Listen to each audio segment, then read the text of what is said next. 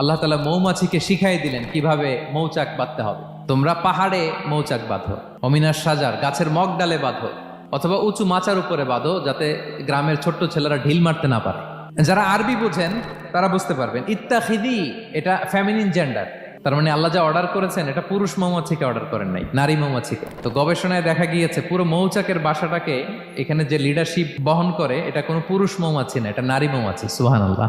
এবং 3 ধরনের মৌমাছি থাকে, একটা হচ্ছে কুইন বি, রানী মৌমাছি, আর একটা হচ্ছে মেল বি, এরা বংশ বিস্তার করে, আর একটা হচ্ছে ওয়ার্কার বি, এরা এই মধু আনা নেওয়া করে। তা আল্লাহ এদেরকে বললেন কুলি মিন কুল্লি সামারাত, এই মৌমাছি তোমরা আশেপাশের সব সুন্দর সুন্দর ফুল থেকে, ফল থেকে, ফ্লাওয়ার নেকটার, পুষ্প রস সংগ্রহ করে নিয়ে আসো। এবং আল্লাহ বললেন ফাসলুকি সুবুলা রব্বিকি যুলুলা, পথ ভুলে যেও না, যেই পথে গেছো ওই পথে ফিরে আসো।